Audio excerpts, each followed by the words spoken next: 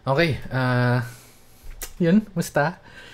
Napupunta tayo, hindi na natin to napapansin, pero napupunta na tayo sa the best keyboard, the best na ganito, kung ano yung pinaka malupit na layout. Hindi natin nababalikan or hindi ko nababalikan yung software na ginagamit sa, sa mga keyboard. Pero ito na, babalikan natin. Kasi natatawa ako. Hindi lang ako naka-experience. Alam ko meron din ibang gumagamit. Pero kasi sa akin, personally, hindi naman ako masyadong nagre-remap, hindi na ako nagpapalit ng lighting. Usually, yung keyboard mismo, pinapatay ko yung RGB or yung ilaw or tapos standard na gamit ng keyboard.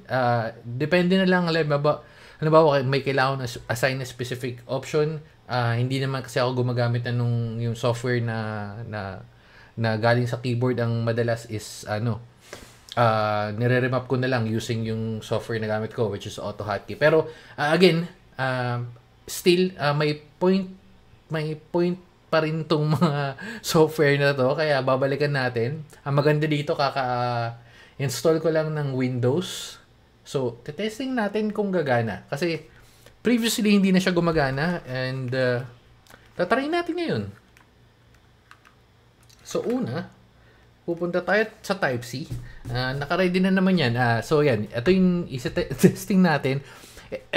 Ito yung Faker IK75, pinakaunang keyboard na nabuo ko, as legit na nabuo. Binili ko yung base unit, tapos yung keycaps, yung switches. Okay pa rin naman, pero tingnan natin kung gagana. Actually, yung bago tong nila driver nila. So testing natin yan, download. And after natin ma-download, run natin. Okay. Oops. Bakit? Extract. Siyempre, extract pala natin. Natin na yun extract. Okay. Okay. And then run. Ay, sira ulo. Wait lang. Switch ako. Ang nakakarag... Wait. Hindi na. Okay, switch ako kasi naka Mons Geek ako. So, pupunta tayo sa Faker. Usugan natin, medyo mabigat. Okay. So, naka-wired mode tayo. Again, pag sa mga ganito, kailangan wired mode para gumana. Okay. Antay lang tayo ng saglit habang nag-i-install. Alam ko dati pagkakaalala ko, hindi ko nakuha sa Epo Maker yun. Parang naghanap pa ako sa parang Chinese na site para ma-install to. Pero tingnan natin kung gagana. Ngayon kung virus, ayos lang naman kasi bagong install ko lang naman ng Windows. Napakadaling tanggalin. Pero testing muna natin kung gumana yan. Pwede niyang kunin yan, for Faker. Actually, Faker IK75 lang pala to, pero sa malamang parehas lang sila ng application. Pero okay. Loading. Ito yung isang hassle sa Sige, allow natin yan. IoT driver. Okay. Asan na? Okay. So, ito na yung software niya.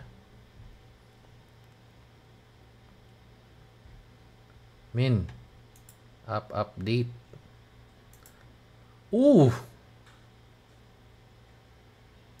Pero wait. Gumana, tsaka na-detect niya.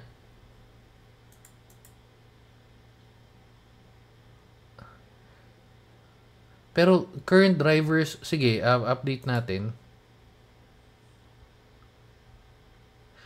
Yun lang. Up version, check natin. Ayun, nakikita nyo yung bug sa software na ganito. Hindi lang to para sa Faker. Actually, pare-pares. Well, the current driver version is too low. Please update. Pero, wala ka naman magagawa eh. Wala ka naman ibang may pipindot eh. So, pero yan. Okay siya. Gumagana naman. Check ko, gumagana ba to? Wala eh. Hindi siya, Ito isang mga nagtatanong kung paano palitan yung lighting. Yan, pwede mo i-set ng 60 minutes.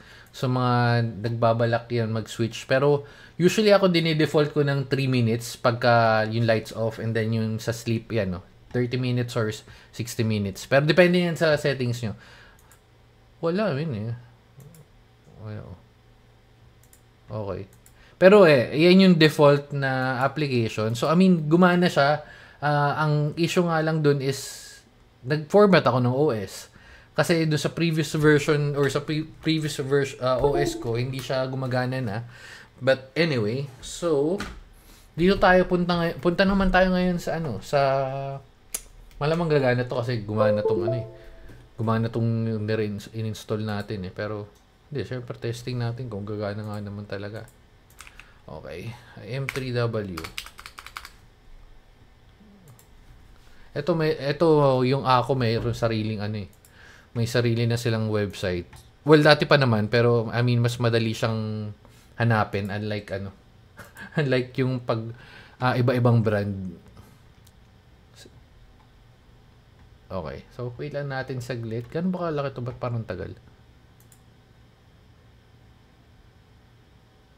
70 lang Magal ba internet natin?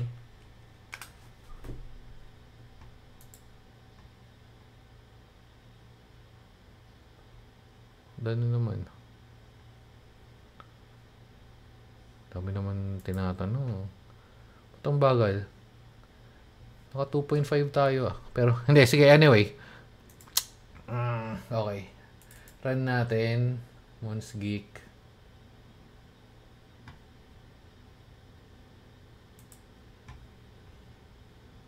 Nasaan na? Hindi lumalabas, men. Okay, ayun na pala. Ganito yung mga applications talaga nila. I mean, kailangan medyo magbigay ka ng pasensya. Oops. Okay, na lumabas na. So, ito yung bukod dun sa Faker, ito yung parang isa pa na layout. Actually, medyo marami na yung layout na ganito, pero kung mapapansin nyo, halos pare-parehas naman sila. Meron pa nga yung yung sa Aula yata yun na na software. Meron na yung mga GIFs, di ba? Actually, yung Lang 2. Ito meron na pala to. Ito, pwede ka na mag-share ng layout. O, yan nga. Okay. Check update.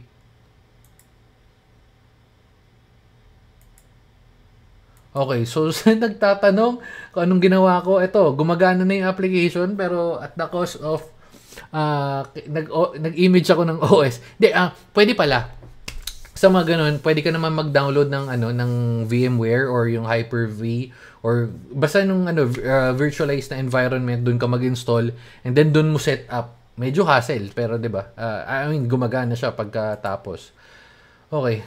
So, I mean, gumagana yung application, gumagana yung software, pero nakita nyo yung kailangan mo mag-download, kailangan mo kung ano-ano. Okay. Pero yan, nabalikan na naman natin yan. Tapos, pupunta na tayo sa oops. Okay, confirm. Pupunta na nga tayo sa Keychron. Keychron yung pinakamalapit kasi sa akin. Kaya ito testingin natin. Ayan, so magda-download ka ng firmware and all. Pero hindi na natin kailangan yan. Kasi, which is oops, lipat lang natin.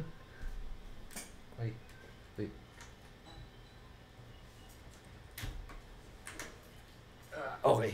So, Keychron K8 Pro, ito yung ginagamit ko ngayon, pero balak ko siyang palitan.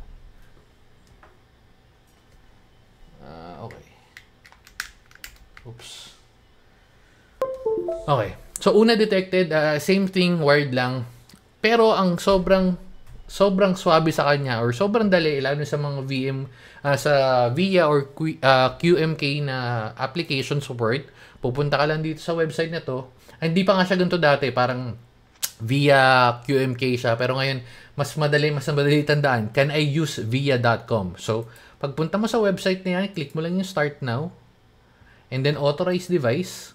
Ayan, kita na agad. And then connect. So, pagka-connect mo yan, pwede mo, eto na, kakapalit ko lang nito last week pa yata, parang ganun ko palit ako. Pero yun, I mean, yun yung pinapoint out ko.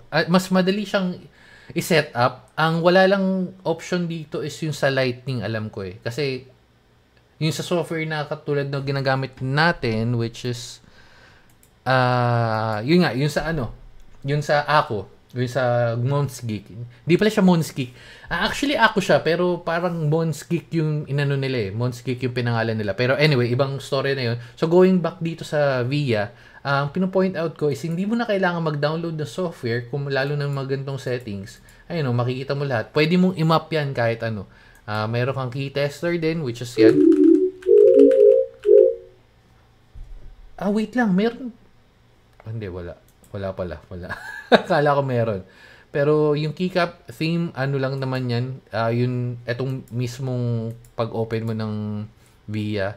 Show diagnostic. Okay. Wala, hindi na natin kailangan. Light mode. Okay. Dark lang. Pero yun nga, going back dito, makikita mo yan, sobrang dami mong pwedeng i-map na lahat, actually halos lahat ng kailangan mo nandito na yung custom, halo na dito yung sa Mac OS and then Windows. Ayan, makita nyo, may Cortana, may Siri, tapos may File Explorer, and then Launchpad, Mission Control, tapos yung Lightning, yung toggle ng Bluetooth, tama, BL is, di ba? BL? Parang di yata yun yung Bluetooth. Pero, yan, toggle, special, okay. Medyo dumami na siya. May mga Chinese pa nga to, di ko alam para saan to. Parang ngayon ko na di nakita yan. And then layers, macro, medyo dumami-dami na siya pala. Okay. So media, yan, sobrang useful yan, lalo na to kasi itong tatlong na to, sina-adu, ay hindi kita. Ayun, ito. Yan, sina-adu. Lalo pag mag-ano ka sa YouTube, andali, play mo lang. Uy, nag-caps lock on. I-switch mo lang. Wala ka nang kailangan ibang i-set up. Tapos yung volume up, down, mute. Diba? Lightning, and then yun, syempre, yung basic, which is yung mga F1, F2, escape, yan. So, pwede mong i-map lahat yan. Actually, pagka-click mo ng, sige, pakita ko sa inyo. Caps lock, ito. Yung volume plus, dapat magkasama para, kasi yung caps lock. Hindi ko makita. Ito. So, imamap natin tong volume plus sa caps lock. So, pipindutin natin ngayon tong F12. Ayun, makita nyo. Sobrang daling i-map. And then, pag gusto nyo ibalik, click nyo lang yan. Media, nasaan na yun? Nawawala. Hindi ko na mabalik. Kailangan nyo lang tandaan kung saan, ito, volume plus. Okay, so volume plus, ayan o. Volume plus, hindi nakikita pero nasa screen ko, medyo malaki yung nasa left side, hindi lumalabas pero may volume up, down, ay gumagana. Yun lang, yung sigurong pinopoint out ko, siguro sa sobrang dami ng keyboards na lumalabas ngayon, malaking factor na i-factor in ko na rin siguro sa mga susunod na video, lalo na itong mga keyboard na supported ng VIA, QMK, siguro maglilin na ako dun sa mga ganung klaseng keyboard. Pero syempre, okay pa rin naman yung may sariling software, although yun nga lang, ang dali kasing i-setup, sobrang dali i-configure, lalo na yung mga gantong QMK keyboards. Anyway, still kanya-kanyang preference, pero kasi sa akin, hands down, VIA. QMK na software. So, yun lang. Dito na natin tatapusin. Babalik na natin tong keyboard na to kasi itong keyboard na to is siniram natin sa MacBook natin. At pagkatapos natin mag-video na to, magdodota na tayo. Mga ngansa na tayo, guys. So, bye-bye na. And, babu.